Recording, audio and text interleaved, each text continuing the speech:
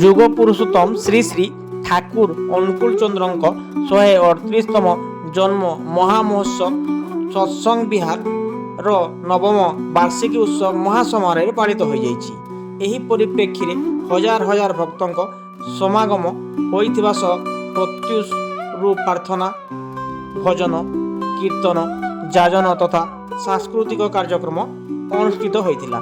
ଭକ୍ତମାନେ ଠାକୁର ଅନୁକୂଳ ଚନ୍ଦ୍ରଙ୍କ ଆଦର୍ଶ ଜୀବନୀରେ ଅନୁପ୍ରାଣିତ ହୋଇ ନିଜେ ଧନ୍ୟ ହେବା ସହିତ ପରିବାର ପରିବେଶ ସମସ୍ତଙ୍କୁ ଧନ୍ୟ କରି ତୋଳିଥିଲେ। ଏହିପରି ଜିଲ୍ଲାସ୍ତରୀୟ ସତ୍ସଙ୍ଗ ଉତ୍ସବ ଭାତୃତ୍ୱ ବୋଧକୁ ଜାଗୃତ କରିବା ସହିତ ପରସ୍ପର ପ୍ରତି ସେବା ମନୋଭାବକୁ ବୃଦ୍ଧି କରିଥାଏ। ତାଙ୍କୁ ଗ୍ରହଣ କରି ଆଜି ହଜାର ହଜାର ଭକ୍ତ ସୁଖ, ଶାନ୍ତି, ଆନନ୍ଦର ସ୍ୱାଦ ପାଇପାରିଛନ୍ତି। କେତେ ଯେ ଅସଜଡ଼ା ମଣିଷ ଆଜି ଠାକୁରଙ୍କୁ ଗ୍ରହଣ କରି ସଜାଡ଼ି ହୋଇଛନ୍ତି। କେତେ ଅସଜଡ଼ା ପରିବାର ତାଙ୍କୁ ଗ୍ରହଣ କରି ସଜାଡ଼ି ହୋଇଛି। ଆଜି ସମାଜରେ ମଣିଷ ଅଣନିଶ୍ୱାସୀ ହୋଇ ସାରିଲାଣି। ଏହି ଅଣନିଶ୍ୱାସୀରୁ ବଞ୍ଚିବା ପାଇଁ ଠାକୁରଙ୍କ ନୀତି ନିୟମ ଆଦର୍ଶ ଅନୁଶାସନରେ ଅନୁଶାସିତ ହୋଇ ଚାଲିବା ନିତାନ୍ତ ଆବଶ୍ୟକ।